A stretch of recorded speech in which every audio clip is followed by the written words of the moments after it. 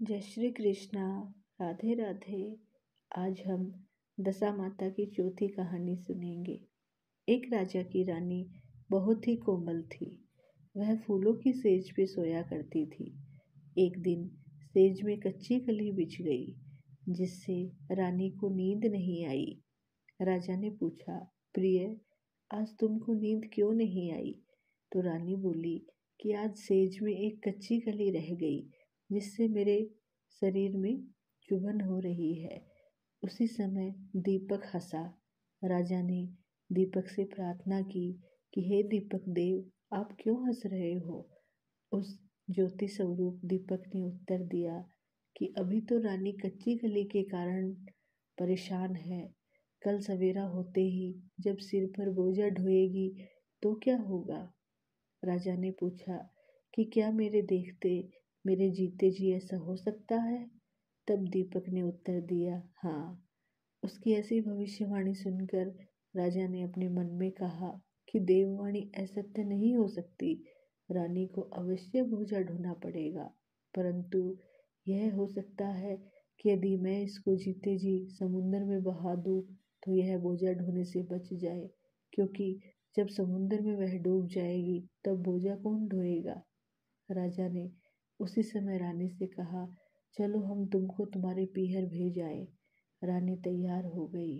तब राजा ने उसे संदूक में बिठाकर नदी में बहा दिया। वह नदी में समुंदर में ऐसी जगह जाकर मिली जहाँ उस राजा के बहनोई का राज्य था। समुंदर में मोती की सीपे निकाले जाने का राजा का ठेका था। रानी का संदूक बहता हुआ जब वहां पहुंचा, तब राजा ने मल्लाहों को हुक्म दिया कि संदूक को मेरे सोने के कमरे में रख दिया जाए। राजा के शयनगार में संदूक पहुंचते ही रानी ने सुना कि राजा ने उसे समुंदर में पाया है। तब वह फौरन उसे देखने के लिए गई। उस समय पहरेदार वहां से हट गया। रानी ने कौतुक व संदूक खोला। उसने देखा कि उसके भीतर एक सर्वांग सुंदरी 16 श्रृंगार किए बैठी है। रानी ने अपने जी में सोचा कि अगर राजा इसको इस दशा में देखेगा तो इसी का हो जाएगा और मुझे त्याग देगा। इसलिए इस स्त्री का हुलिया बिगाड़कर संदूक में बंद कर देना चाहिए। तदनुसार उसने रानी के जेवर कपड़े सब उतार कर तथा मैले कुचले फटे पुराने कपड़े पहना दिए और संदूक को वापस बंद करा दिया। राजा जब महल में आया तब उसने रानी से पूछा कि क्यों रानी, तुमने देखा इसमें क्या है? रानी ने जवाब दिया कि मैंने कुछ नहीं देखा। राजा ने रानी के सामने संदूक खुलवाया तो उसमें फटे पुराने कपड़े पहने एक भिखारिन सी दिख पड़ी। रानी ने कहा कि यह तो कोई निर्वासित भिखारिन दिखाई देती है। इसको कारखाने में भिजवा दिया जाए। वहाँ लकड़ी ढोती रहेगी और पाती रहेगी। राजा के ने रानी के कहे अनुसार उसे कारखाने में भेज दिया। एक दिन रानी की सहेलियां नदी में स्नान करके दशा रानी के डोरे ले रही थी। एक डोरा अधिक था। इसी विचार में थी कि यह किसको दिया जाए। देवयोग में उसी समय वह लकड़ी वाली रानी वहां आ पहुंची। उन्होंने उससे कहा कि बहन, यदि तुम कोई नीच वर्ण न हो तो हमारा डोरा ले लो। रानी ने कहा कि मुझे डोरा लेने से इनकार नहीं है, परंतु मुझे तो खाने भर को मिलता नहीं, इसकी पूजा कैसे करूंगी? वे बोली कि तुम इसकी चिंता मत करो, हम रोज इस जगह स्नान करने आया करेंगी, 9 दिन तक कथा कहा करेंगी, तुम भी नित्य कथा सुन जाया करो। 10वें दिन पूजा होगी, तब तक दशा रानी चाहेगी तो तुम्हारी दशा अवश्य बदल जाएगी।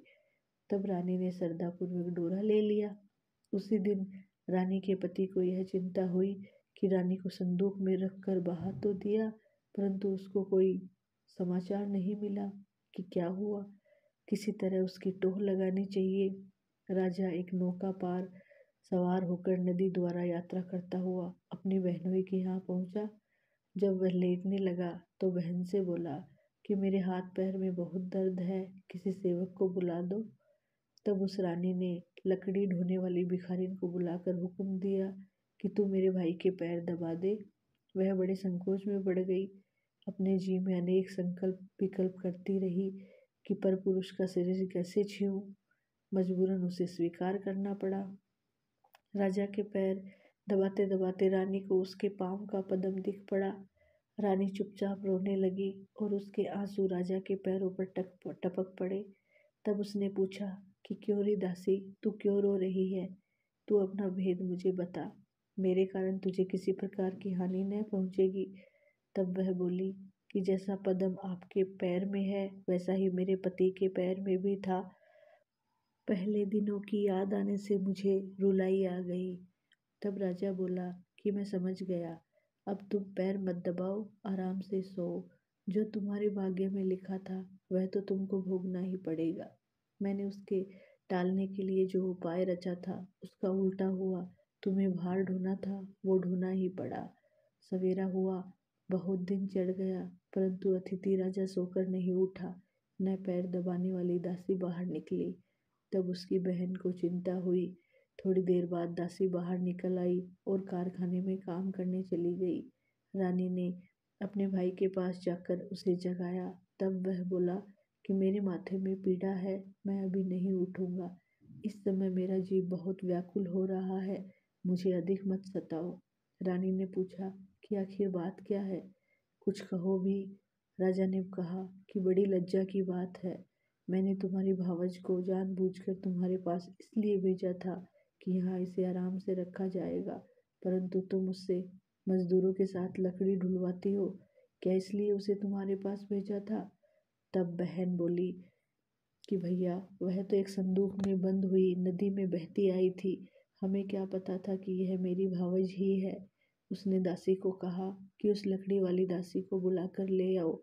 जब वह लकड़ी काटने वाली दासी आई तो उसने भावज से माफ़ी मांगी। बहन के पास रहने के बाद वह राजा अपनी रानी के साथ राजधानी लौट आया।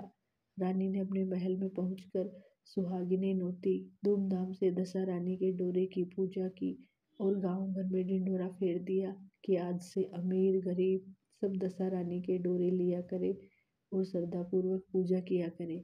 जिस प्रकार दशा रानी ने उस रानी के दुख के दिनों को सुख में फेरा, वैसे ही अपने सब भक्तों के दिन फेरे, सभी का कल्याण करे। बोलो दशा माता की जय हो। धन्यवाद।